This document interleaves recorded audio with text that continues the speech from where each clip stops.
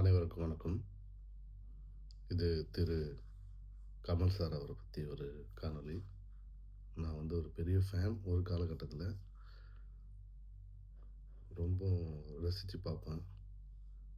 அவருடைய படம் மொத நாள் ரிலீஸு ஃபர்ஸ்ட்டு ஷோ போய் பார்த்துருக்கேன். ஆளவந்தான்லாம் வந்து கையெல்லாம் கிழிச்சுக்கிட்டு, பேண்டேஜ் இல்லாம அந்த டிக்கெட்ல எச்சி தடவி அதில ஒட்டிக்கிட்டுலாம் போய் படம் பார்த்துருக்கேன்.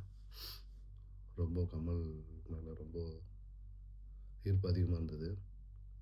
இன்னைக்கும் பார்த்தீங்கன்னா, எனக்கு புடிச்ச பாட்டு எதுன்னா, ஹே ராம்ல வர அந்த ஹே ராம் ராம் ஹே ராம் கமலஹாசன் வாய்ஸ்ல வர பாட்டும், அப்புறம் வந்து அன்பே சிவம், அன்பே சிவம் அன்பே சிவம் யார் தான் சிவம் அந்த பாட்டு எனக்கு ரொம்ப பிடிக்கும்.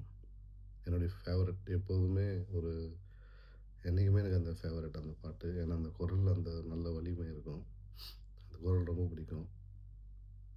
அவரோட நடிப்பு திறமை, அவருடைய நடனம் எல்லாமே ரொம்ப சிறப்பா பிடிக்கும்.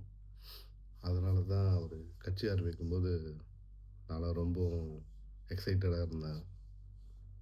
அவர் வந்து நல்ல ஒரு முற்போக்கு சிந்தனையாளர், பகுத்தறிவாளர். அவரு அவரு மாரி ஆள்லாம் வந்து வரணும். ஸ்ட்ரெய்ட் ஃபார்வர்டா இருப்பாங்க. அப்படி நெனச்சோம். ஆனா, அவருக்கு ஓட்டிங் கிடைக்கல. அதனால அவரு ஒரு பதவிக்குலாம் வரல. ஆனா, அப்ப அவர் முன் வச்ச கருத்துலாம் பார்த்தீங்கன்னா, அப்ப இருக்கிற சில கட்சிய எதிர்த்தாரு. சரி, இவர் சொல்ற விஷயம்லாம் கரெக்ட்டு தான். அப்படின்னு சொல்லிட்டு ஒரு டைரக்ஷன்ல நம்மளுடைய மைண்ட் செட் வந்து மூவ் ஆச்சு. ஆனா, இப்ப என்ன நடக்குதுன்னு பார்த்தீங்கன்னா, எந்த டைரக்ஷன அவர் எதிர்த்தாரோ, அந்த டைரக்ஷன்ல அவரு அடாப்ட் ஆகியிருக்காரு. இது வந்து எப்படி இருக்குன்னா, மக்களுக்கு ஒரு நம்பிக்கைய வந்து இழக்க செய்யுது. நான் டிசப்பாயிண்ட் ஆயிட்டேன். என்னடா இப்படி பேசினவரு, இப்படி பண்ணவரு இன்னைக்கு அவங்க சைடு அடாப்ட் ஆகியிருக்காரு.